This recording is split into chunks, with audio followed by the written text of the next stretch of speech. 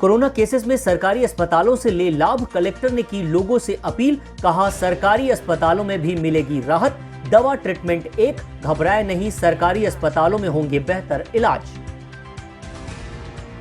वैश्विक कोरोना महामारी के बीच बहुत जल्द लोग घबरा रहे हैं और घबराहट में लोग इधर उधर भाग दौड़ रहे हैं, जो बिल्कुल भी सही नहीं है। कोरोना का एक ही इलाज है, चाहे आप दुनिया में किसी भी अस्पताल में जाएं, दवाई या इलाज एक सा ही होगा।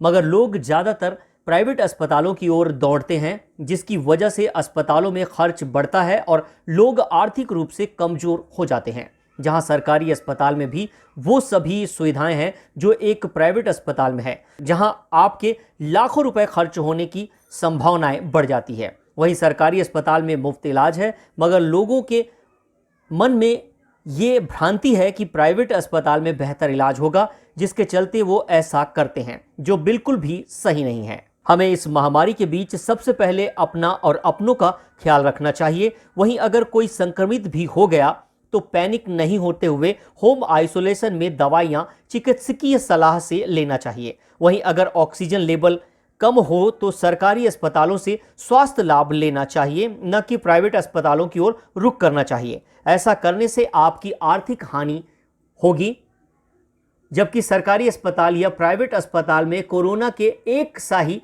ट्रीटमेंट है, दवाइयां एक है, फिर ऐसी गलती क्यों? रहे सावधान, सरकारी संसाधनों का करें उपयोग। एक रिपोर्ट राजू दीवान की।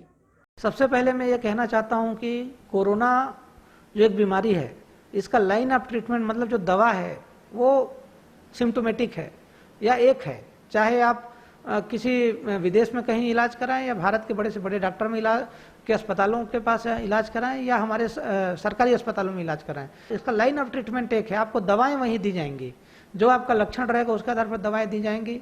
यदि आपका ऑक्सीजन लेवल बहुत नीचे गिर गया है या नीचे गिर रहा है तो ऐसे हालत में आपको ऑक्सीजन दिया जाएगा, और ज़्यादा अगर नीचे जा रहा है तो डॉक्टर जो है उसका क्लिनिकल इन्वेस्टिगेशन करने के बाद आपको वेंटिलेटर में रख सकते हैं।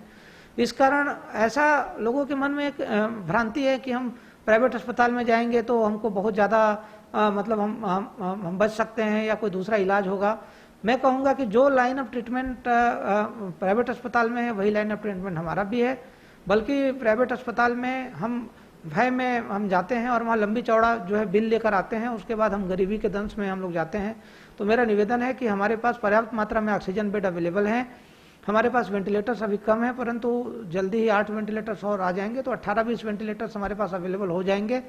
तो उससे जो है हम लोग इस बीमारी से कारगर तरीके से हम लोग लड़ पाएंगे। तो मैं ये लोगों से अपील करना चाहता हूँ कि जो गरीब लोग हैं, जो मध्यम वर्गीय लोग हैं, जिनके पास इतना पैसा नहीं है, उन लोग इलाज के लिए हमारे शासकीय अस्पताल को चुने। और मैं भरोसा दिलाना चाहता हूं कि हम उसी क्वालिटी का बेहतर तरीके का हम लोग जो है रिजल्ट देंगे और आपको स्वस्थ करके आपके घर में भेजेंगे। पिछले समय और इस समय मृत्यु दर में कोई बहुत ज़्यादा क्रांतिक बदलाव नहीं आया है।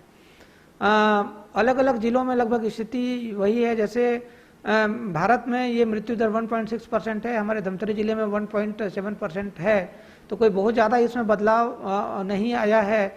इसमें मैं ये कहना चाहूँगा कि पहले संख्या में जरूर वृद्धि हुई है, क्योंकि पहले संक्रमण में संक्रमित लोग ज़्यादा नहीं थे, इस कारण मृत्यु कम होती थी। अभी संक्रमित लोगों की संख्या बहुत बढ़ गई है, इस कारण मरने वालों की संख्या बहुत ज़्यादा हो गई। इस कारण लोगों को ऐसा लगता है कि कोरोना से बहुत मर रहे हैं, लेकिन संक्रमण के हिसाब से अभी भी देखेंगे तो ये 2 और 1.5% के बीच में ही है। तो इसमें कोई बहुत ज़्यादा ऐसा क्रांतिक परिवर्तन अभी नहीं देखा गया है।